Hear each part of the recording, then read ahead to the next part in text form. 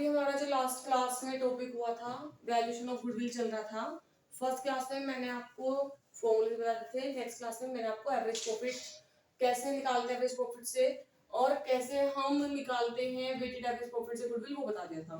ठीक है, अब मैंने बात करी थी कि अगर क्वेश्चन में पास्ट एडजस्टमेंट होती है तो एवरेज प्रॉफिट मेथड से या वेटेड एवरेज प्रॉफिट मेथड से गुडविल को कैसे कैलकुलेट करते हैं, क्योंकि जो क्वेश्चन आएगा तो मेनली मोस्ट प्रोबेबली जो क्वेश्चन आता है वो आता है पास्ट एडजस्टमेंट का। अगर क्वेश्चन में पास्ट एडजस्टमेंट दी हो, अभी पास्ट एडजस्टमेंट होती क्या है? पास्ट एडजस्टमेंट का मतलब होता है पास्ट एडजस्टमेंट। पास्ट एडजस्टमेंट क्या होती है? पास्ट एडजस्टमेंट का मतलब होता है कि जब हमने प्रॉफिट निकाला था, जब हमने प्रॉफिट कैलकुलेट करा था, तो कुछ आइटम ऐसी थी जो बिजनेस से रिलेटेड थी तो हमने ली नहीं थी, या कुछ आइटम बिजनेस से रिलेटेड नहीं थी लेकिन हमने वो इससे प्रॉफिट में से माइनस कर दी थी या प्रॉफिट में हमने ऐड कर दी थी, तो हमें उनकी एडजस्टमेंट करनी होती है। अब क्या हो गया, अकाउंट्स क्लोज हो गए लेकिन वो एडजस्टमेंट हमने उस टाइम पर नहीं करी थी, तो वो एडजस्टमेंट क्या करना पड़ेगा, हमको करनी पड़ेगी।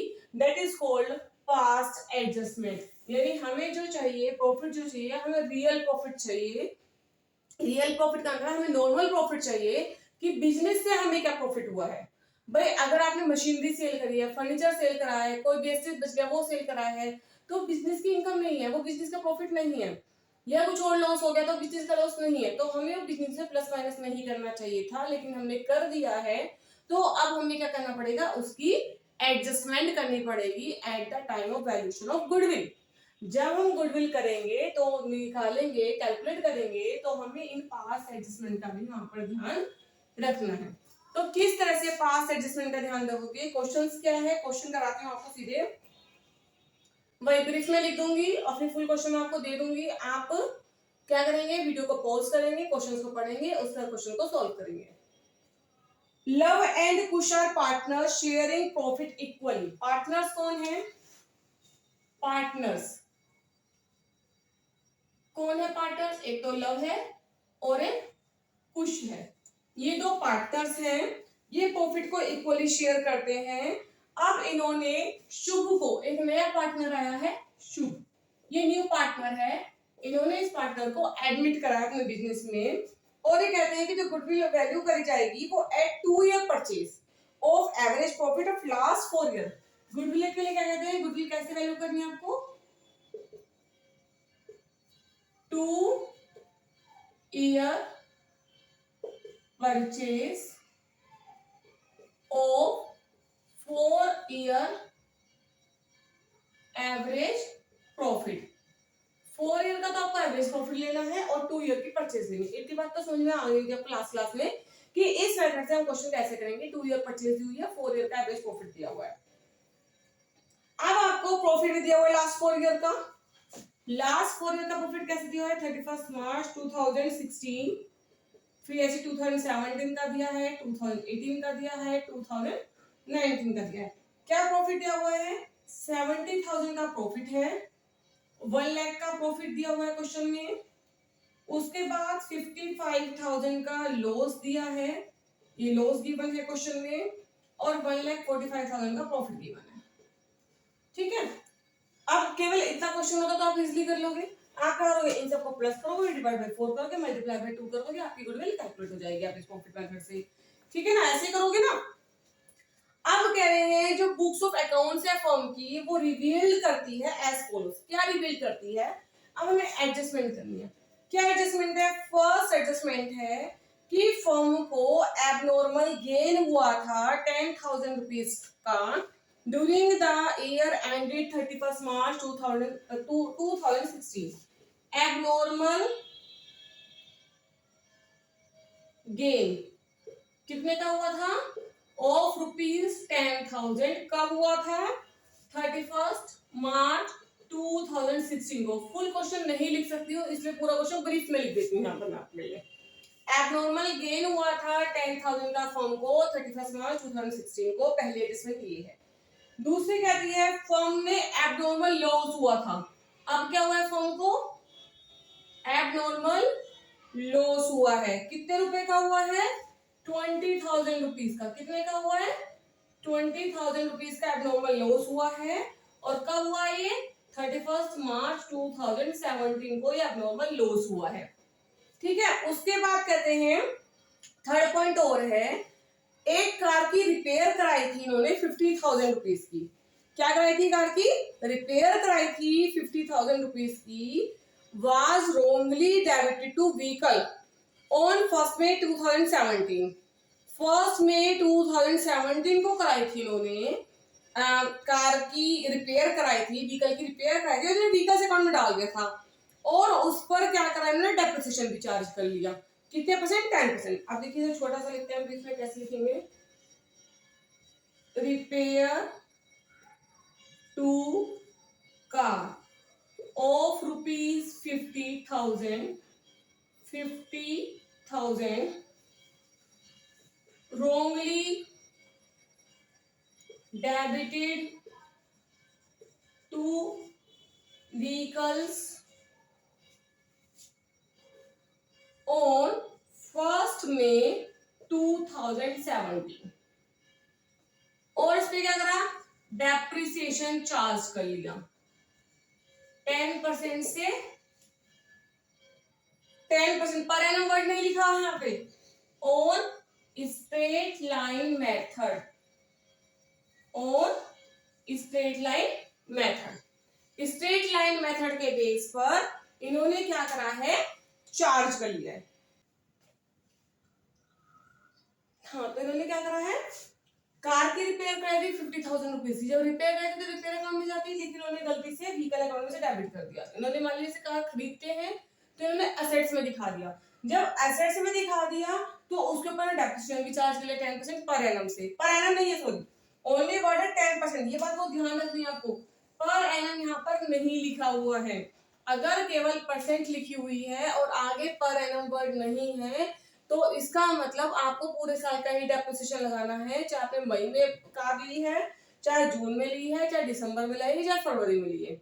लेकिन जब पर एनम वर्ड होता है तो जैसे वर्ड 1 मई को ली थी तो 1 मई से मई, जून, जुलाई, अगस्त, सितंबर, अक्टूबर, नवंबर, दिसंबर, जनवरी, फरवरी, मार्च, तो यहाँ पे डेप्रिसिएशन 11 मंथ का लगता, लेकिन अब डेप्रिसिएशन पूरे ईयर का लगेगा, फुल ईयर का डेप्रिसिएशन लगेगा। रीजन 10% के बाद पर एनम वर्ड नहीं लिखा हुआ है। ये बात बहुत जरूरी है, ध्यान रखना आप लोग। ठीक है, क्वेश्चन करने के लिए जरूरी है। जब अगर कोई भी बच्चा मेरी नई वीडियो देख रहा है, आज की वीडियो देख रहा है, तो वो जब समझ में पाएगा जब इससे पहले इस चैप्टर की 2 वीडियोस और डली हुई हैं, उन वीडियोस को देख लेगा, है ना। तो बेटर है जब इस चैप्टर को जो न्यू स्टूडेंट देख रहा है, अगर पुराना है तो उसने फर्स्ट सेकंड वीडियो देख लिया तो कोई दिक्कत ही नहीं है। जिसने फर्स्ट और सेकंड वीडियो नहीं देखी है तो पहले फर्स्ट वीडियो देखे, फिर सेकंड देखे, फिर इस वीडियो पे आएगा तो अच्छी तरह से आपको समझ में आएगा। ठीक है, मैं एकदम से नहीं समझाया क्योंकि ये चीज में पहले बता चुकी हूँ, गुडविल कैसे कैलकुलेट करते हैं, गुडविल क्या होती है। आप जो न्यू वीडियो देखेगा, नया बच्चा देखेगा तो सोचेगा गुडविल क्या होती है, कैसे करते हैं, मैडम क्या करा रही है, कुछ समझ में नहीं आ रहा है। तो बेटर है इससे पहले आप फर्स्ट और सेकंड वीडियो को देख ले, मेरे चैनल को सब्सक्राइब कर ले, शेयर कर दे अपने फ्रेंड्स के साथ, ताकि वो भी इसका बेनिफिट ले सके। और जो भी नई नोटिफिकेशन होगी, सब्सक्राइब करने का जो बेल आइकन है उसे प्रेस कर देना, तो ताकि जब भी कोई नई वीडियो डले, जैसे कोई नए लेक्चर की वीडियो डाले वैसे वो आपके पास सबसे पहले पहुंच जाए, नोटिफिकेशन आपके पास पहुंच जाए। ठीक है, चलिए करते हैं क्वेश्चन। अब इसके लिए हम क्या करेंगे, एक टेबल बनाएंगे। टेबल किसके लिए बनाएंगे, नॉर्मल लॉस, नॉर्मल प्रॉफिट निकालने के लिए हम टेबल बनाएंगे, जिसमें सबसे पहला कॉलम बनेगा हमारा ईयर का।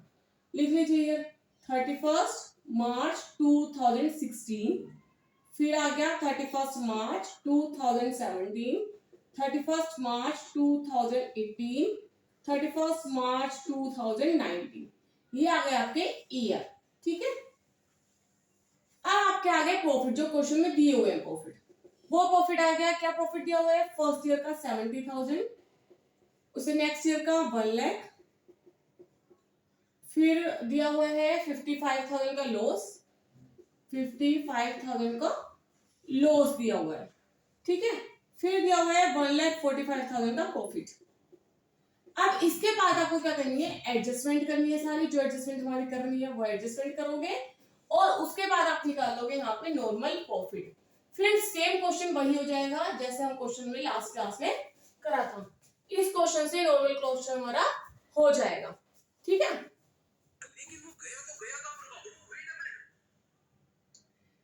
समझ में आ गई तेरी बात। अब एडजस्टमेंट कैसे करेंगे, देखिए 31 मार्च 2016 को 70,000 का प्रॉफिट था, जिसमें एबनॉर्मल गेन दिया हुआ है। 31 मार्च 2016 को दिया हुआ है एबनॉर्मल गेन।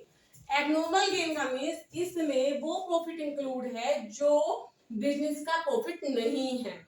तो हम क्या करेंगे, अगर एबनॉर्मल गेन दिया हुआ है तो माइनस कर देंगे, और एबनॉर्मल लॉस है तो हम उसे प्लस कर लेंगे।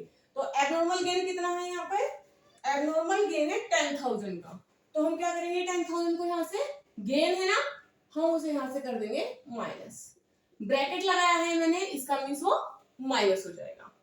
उसके बाद दिया हुआ है 31 मार्च 2017 में, यानी इस ईयर में एबनॉर्मल लॉस दिया हुआ है। एबनॉर्मल लॉस का मीन्स हमने इसमें से लॉस माइनस कर दिया होगा ना माइनस। तो अब क्या करेंगे, इसमें हम उस लॉस को वापस प्लस कर देंगे। क्या करेंगे, वापस प्लस कर देंगे। प्लस करके क्या आंसर आएगा आपका, 20,000 को प्लस कर दीजिए, 20,000 को हम यहाँ पे कर देंगे प्लस। ठीक है, नेक्स्ट रिपेयर टू कार, 50,000 की रिपेयर कराई थी, रोंगली डेबिट कर दी व्हीकल्स अकाउंट में, जबकि आनी कहाँ थी, प्रॉफिट एंड लॉस में आनी थी, प्रॉफिट एंड लॉस का खर्चा था।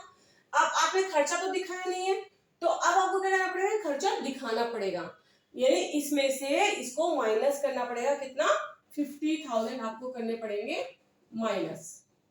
लेकिन अब क्या करा है आपने, इस पे डेप्रिसिएशन चार्ज कर लिया है, तो डेप्रिसिएशन को माइनस कर दिया होगा। भाई व्हीकल को माइनस नहीं करा, लेकिन डेप्रिसिएशन को तो माइनस कर दिया होगा, फिर 10% डेप्रिसिएशन लगा दिया होगा। डेप्रिसिएशन जब हमने प्रॉफिट एंड लॉस करा था तो कहाँ आता है, प्रॉफिट एंड लॉस में आता है डेबिट साइड पे, तो डेप्रिसिएशन लगा दिया होगा 50,000 का 10%, तो 5,000 रुपीज हम इसमें क्या करेंगे, वापस प्लस कर देंगे। ठीक है, 50,000 को माइनस कर देंगे और 5,000 हम इसमें से प्लस कर देंगे। क्लियर होगी बात,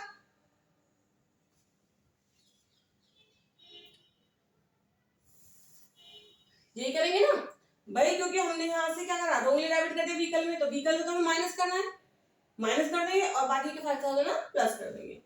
अब जब स्ट्रेट लाइन मेथड पे लग रहा है तो नेक्स्ट से भी डेप्रिसिएशन लगा दिया होगा, तो इस साल भी हम ये डेप्रिसिएशन के 5,000 रुपीज प्लस कर देंगे, क्योंकि डेप्रिसिएशन है, ये क्या है आपका, डेप्रिसिएशन है, ये हम क्या कर देंगे, वापस प्लस कर देंगे, क्योंकि हमने यहाँ से माइनस कर दिया हो।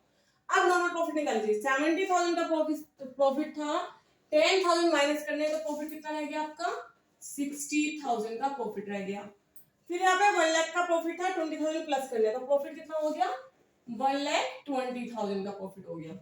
यहाँ पे 55,000 ऑलरेडी माइनस किए थे, 50,000 माइनस के हो गए, तो 55,000 माइनस किए प्लस 50,000 माइनस किए, 1,05,000 माइनस के हो गए, जिसमें प्लस करना है 5,000, तो 1 लाख रह गए माइनस के, तो यहाँ पे रह गए आपके 1 लाख, यानी 1 लाख का लॉस आ गया, ये मैंने ब्रैकेट में डाला है, इसका मीन्स ये लॉस है।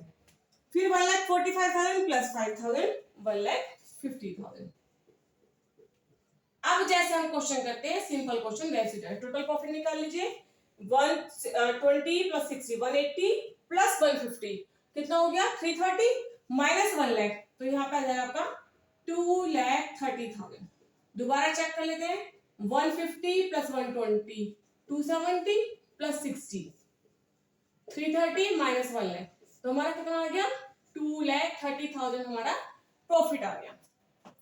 अब क्या करेंगे, अब सबसे पहले कैलकुलेशन भाई एवरेज प्रॉफिट निकालेंगे, average profit is equal to total profit divided by number of years, तो 2,30,000 divided by number of year कितने, 4 5 20, बचा यहाँ पर 3, 4 6 4 7 28, बचा यहाँ पर 2 4 5 20, 57,500 का आपका आ गया एवरेज प्रॉफिट।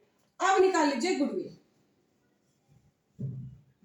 गुडविल हो गया average profit multiply by number of, जो लास्ट क्लास में करा सेम बाय फॉर्मूला है, ईयर ऑफ परचेज, तो 57,500 average profit multiply by number of year of purchase, question में कितने दे रखे हैं, 2 multiply by 2, answer is 0 0 2 5 10 carry करा 1 2 7 14 प्लस 1 15 कैरी करा 1 2 5 10 प्लस 1 11, 1,15,000 आपका आंसर है।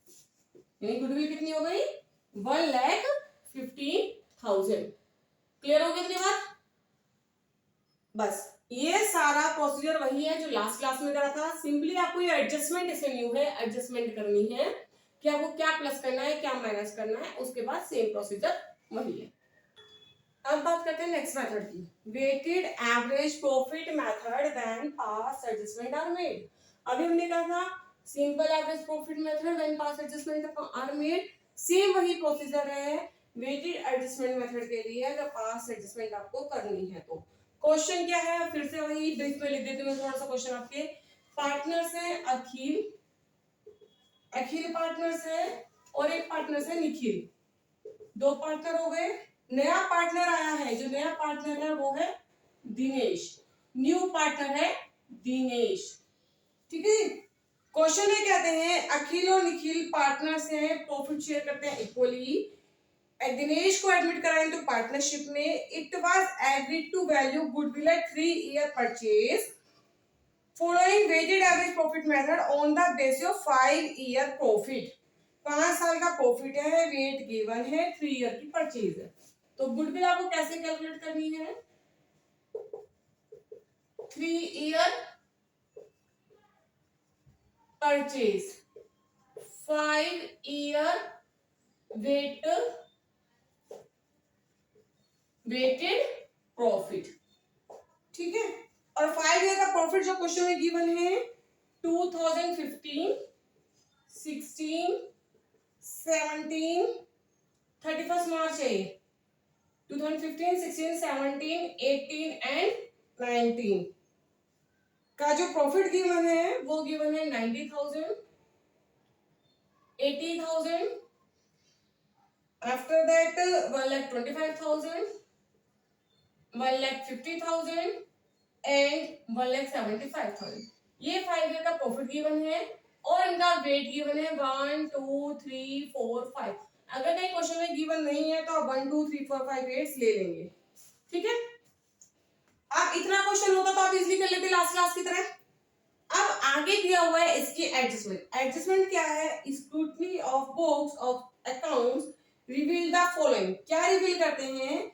फर्स्ट पॉइंट है कि there was an abnormal loss of 15,000 during the year 31 March 2015। Abnormal loss है, क्या है क्वेश्चन में? Abnormal loss. कब, कितने रुपीस का है? 15,000 का। कब है ये? 31 मार्च 2015। तो एडजस्टमेंट यहां हो जाएगी। नेक्स्ट है एबनॉर्मल गेन, 10,000 का है, 31 मार्च 2017। एबनॉर्मल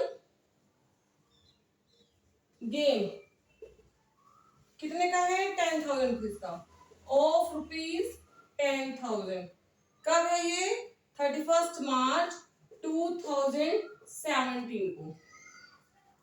ठीक है जी, उसके बाद दिया हुआ है क्लोजिंग स्टॉक। एक नई एडजस्टमेंट है, न्यू एडजस्टमेंट दी हुई है।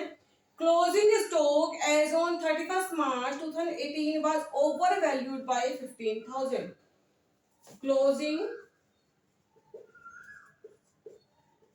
स्टॉक एज ऑन 31 मार्च 2018 का ओवर वैल्यूड है, वाज overvalued by रुपीज 15,000। ये एडजस्टमेंट गिवन है आपको। आपको क्या करना है? इससे आपको कैलकुलेट करना है वेटेड एवरेज प्रॉफिट मेथड से गुडविल को कैलकुलेट करना है। क्वेश्चन समझ में आ गया? अखिल और निखिल दो पार्टनर थे, उन्होंने दिनेश को नया पार्टनर एडमिट करा है। गुडविल कैलकुलेट करनी है 3 ईयर की परचेज पे, 5 ईयर के वेटेड एवरेज प्रॉफिट पे। प्रॉफिट गिवन है क्वेश्चन में, ये 5 ईयर का प्रॉफिट गिवन है, ये आपको क्वेश्चन में वेट्स गिवन है, ये आपको ईयर गिवन है। उसके बाद कहा है कि एबनॉर्मल लॉस है 15,000 का 31 मार्च 2015 को, एक first point. Second point given है 10,000 का एबनॉर्मल गेन है 31 मार्च 2017 को। लास्ट पॉइंट गिवन है क्लोजिंग स्टॉक 31 मार्च 2018 को ओवर वैल्यूड पाया गया है 15,000 रुपीज से। तो आपको ये एडजस्टमेंट करते हुए क्वेश्चंस को करना है।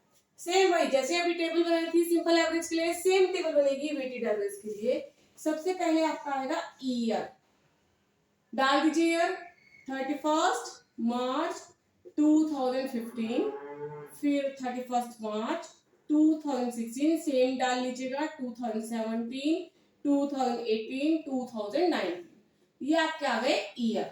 ठीक है जी। इसके बाद आपका आ जाएगा प्रॉफिट, जो क्वेश्चन में गिवन था। प्रॉफिट आ गया फर्स्ट ईयर का 90,000, आफ्टर दैट 80,000, लॉस नहीं है इस बार क्वेश्चन में, 1,25,000, after that 1,50,000, and then 1,75,000. Weights are also given. Weight हम अभी बाद में लिखेंगे, पहले हम कर लेते हैं एडजस्टमेंट, क्योंकि एडजस्टमेंट करने के बाद जब नॉर्मल प्रॉफिट आएगा तब वेट्स करेंगे, तब वेट्स की इससे मल्टीप्लाई करेंगे नॉर्मल प्रॉफिट के साथ। तो एडजस्टमेंट कर लेते हैं। पहले एडजस्टमेंट अभी लास्ट क्वेश्चन में भी थी, एबनॉर्मल लॉस है, कब है 31 मार्च 2015 को एबनॉर्मल लॉस है 15,000 का। तो आप क्या करेंगे, लॉस को प्लस करेंगे, प्रॉफिट को माइनस करेंगे। तो आप क्या करेंगे, यहाँ पे प्लस कर देंगे 15,000। ठीक है, नेक्स्ट है एबनॉर्मल गेन 10,000 का है 31 मार्च 2017 को। 16 में कुछ नहीं दिया है, नथिंग इज गिवन ऑन 2016। 2017 में there is a abnormal gain of 10,000। तो हमें क्या करना है, डिडक्ट करना है इसको, क्योंकि गेन है तो हम इसे माइनस कर देंगे 10,000। ठीक है, नेक्स्ट क्लोजिंग स्टॉक 31 मार्च 2018 को ओवर वैल्यू था। जब क्लोजिंग स्टॉक बढ़ता है तो प्रॉफिट बढ़ता है, कितने से ओवर वैल्यू था 15,000, तो हमें प्रॉफिट को कम करना पड़ेगा।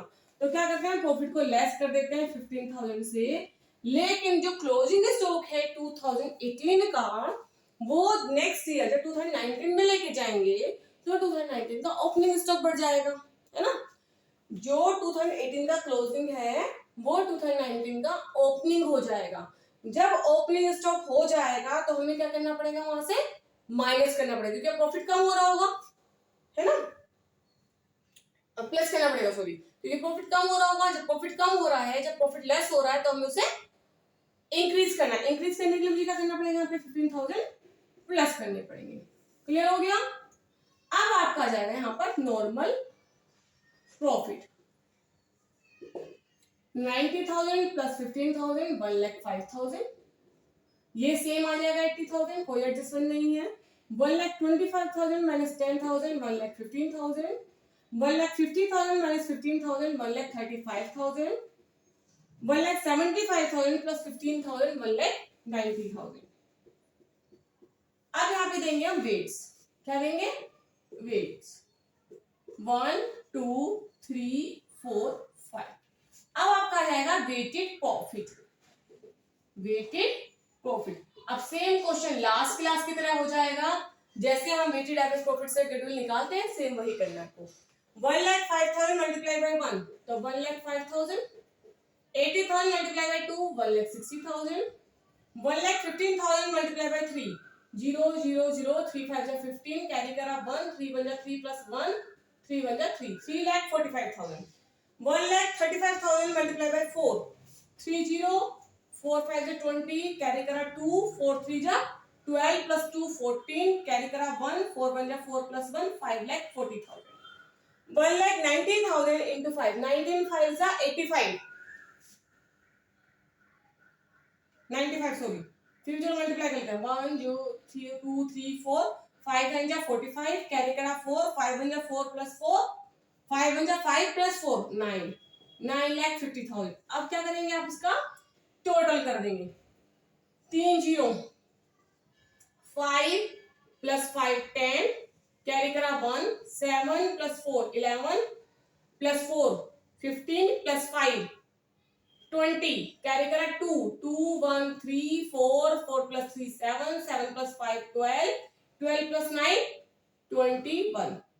21 लाख का ये आ गया आपका वेटेड प्रॉफिट।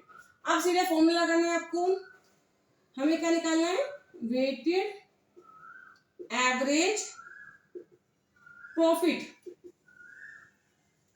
फॉर्मूला क्या करेंगे, टोटल वेटेड प्रॉफिट